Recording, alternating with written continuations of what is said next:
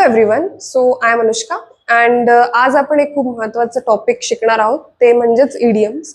हे एक special phrases असतात जे तुम्ही आपल्या इंग्लिशमध्ये यूज करून तुमची इंग्लिश खूप क्रिएटिव्ह आणि खूप इंटरेस्टिंग तुम्ही इंग्लिश तुमची बनवू शकता. म्हणून चला आपण move on to first idiom. Okay, on cloud nine. On cloud nine म्हणजे काय?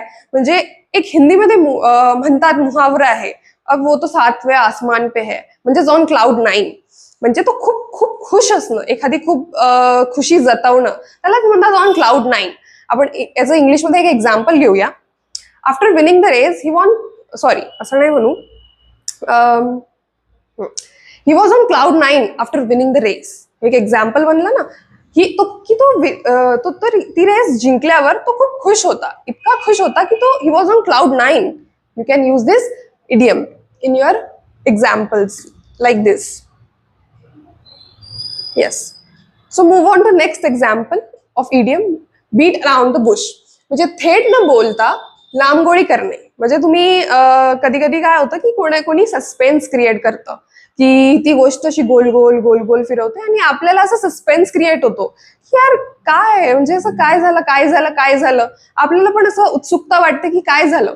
म्हणून बीट अराउंड द बुशचा हेच अर्थ आहे की गोष्टी गोल गोल फिरवणे. समजा एखादी पार्टी झाली आणि आपल्याला कोणीतरी गॉसिप, आपण त्या पार्टीला अटेंड नाही केला आणि ती आपल्याला गॉसिप सांगत आहे, तर आपण असं म्हणू शकतो ना, don't beat around the bush, just tell me what happen. म्हणजे गोल गोल नको फिरू, फक्त मला सांग की काय झालं, काय गॉसिप आहे actually. Okay, so next idiom is bite the bullet. आता याच्या मागे एक स्टोरी आहे. पुरातन काळात काय होतं की ज्या आता न्यू मेडिसिन्स अवेलेबल आहेत, जसं अॅनेस्थेशिया, जसं ते गुंगीचं औषध असतं, ते दिल्या जात होतं. म्हणजे आता दिल्या जातं जेव्हा काही सर्जरी किंवा काही खूप कोणतं ऑपरेशन परफॉर्म होतं. पण तेव्हा ते अॅनेस्थेशिया वगैरे अवेलेबल नव्हते, डॉक्टर अवेलेबल नव्हते. तर अशा वेळेस काय करायचं, ते पेन खूप व्हायचं, ते ओरडायचे जेव्हा काही सर्जरी किंवा काही करायचे ते. तर ते त्यावेळी काय करायचं की ते बुलेट त्यांच्या दातामध्ये फसवून द्यायचे की घे बाबा, दातात फसव आणि सगळा प्रेशर त्या बुलेटवर काढ की तुझं पेन जे आहे ते थोडं कमी होईल. म्हणजे एखाद्या पेनफुल सिच्युएशन मध्ये थोडंसं त्याच्यामधून एस्केप घेणं म्हणजेच bite the bullet. Next, let the sleeping dogs lie. आता एखादा कुत्रा झोपला असेल, आपण त्याला उठवतो का? त्याला उठवलं म्हणजे तो एकदम आपल्यावर अटॅक करेल? नाही, म्हणून आपण त्या स्लीपिंग डॉग्सला झोपू देतो. नाही रे बाबा, कशाला उगाच दुष्काळात 13 महिना कशाला आपण त्याला उठवून आपण त्याला म्हणू की ये रे बाबा माझ्यावर अटॅक कर. नाही, म्हणून या इडियमचा तोच अर्थ आहे की जुन्या वाघना पुन्हा उघडू नये. Late the sleeping dogs lie.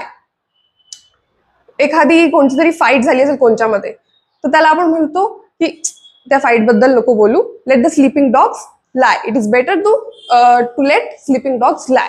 म्हणजे ती गोष्ट राहू दे, काढू नको, उगाच वाद वाढेल, म्हणून ती फाईटला त्या फाईट बद्दल सध्या बोलू नको. Move on to next, kill two birds with a stone. एक तीर से दो निशान. हिंदीमध्ये ऐकलं असेल ना, एक तीर से दो निशान मारणं.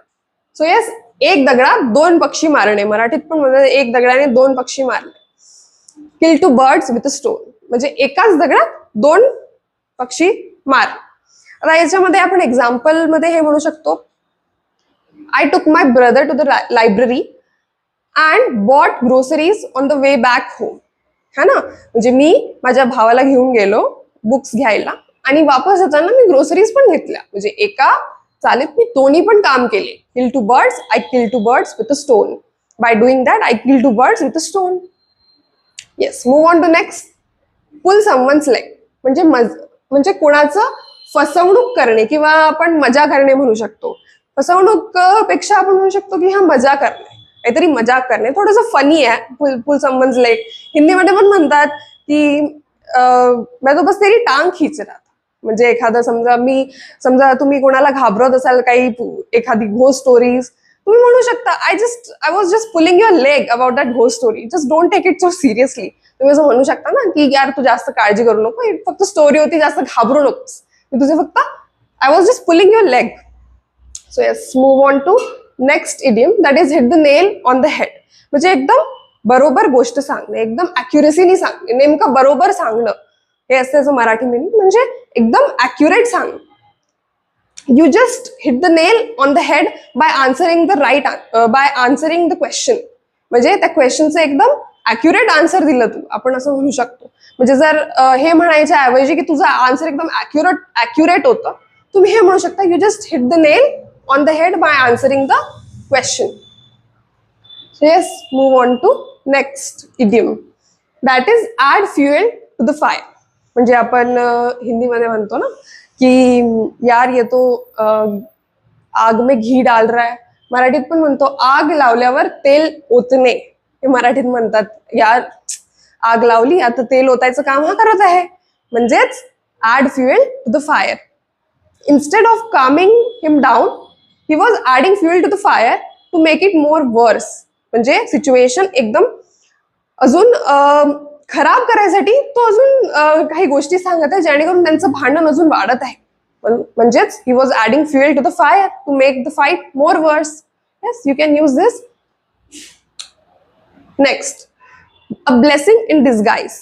म्हणजेच छुपा आशीर्वाद, किंवा हिंदीमध्ये किंवा चांगल्या गोष्टीतून आलेलं, किंवा आपण असं म्हणजे काहीतरी असं घडलं जे आपल्याला अनपेक्षित होतं घडणं, आणि ते घडलं, मग नंतर तुम्हाला कळतं की यार बरं झालं बा असं झालं.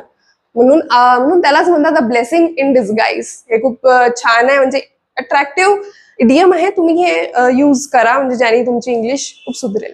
आता याच्यावरून आपण एक्झाम्पल काय म्हणू शकतो?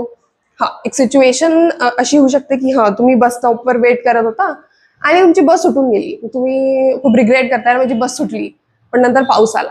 त्याला तुम्ही कसं म्हणणार? I was waiting at the bus stop, but the bus already went off. But it was a blessing in disguise because after that the rain starts. Yes. Move on to next idiom. Cost an arm and a leg. म्हणजे खूप महागीत पडणं किंवा खूप महागडे असणं, म्हणजे खूप expensive असणं. तुम्ही एक्झाम्पल घेऊ शकता, this designer dress cost me an arm and a leg. ही ड्रेस मला इतकी महागात पडली की काय सांगू, असं तुम्हाला जेव्हा सांगायचं असतं तेव्हा तुम्ही हे इडियम यूज करू शकता. This phone with 3 cameras and 1 TB storage cost me an arm and a leg. यार मला खूप महागात पडला फोन, असं म्हटल्यापेक्षा this phone cost me an arm and a leg असं म्हटलं की थोडंसं ऐकायला पण छान वाटतं. तर मग असेच हे इडियम्स आहेत जे तुम्ही यूज करायला पाहिजे, ज्याने तुमची इंग्लिश खूप छान होणार आणि तुम्हाला स्वतःला पण बोलायला छान वाटणार की आपली इंग्लिश खूप छान झाली आहे. म्हणून तुम्ही हे प्रॅक्टिस करा आणि तुमच्या डेली लाईफमध्ये तुम्ही जेव्हा इंग्लिशमध्ये बोलता तेव्हा हे सेंटेन्सेस किंवा हे इडियम्स तुमच्या याच्यामध्ये ऍड करा.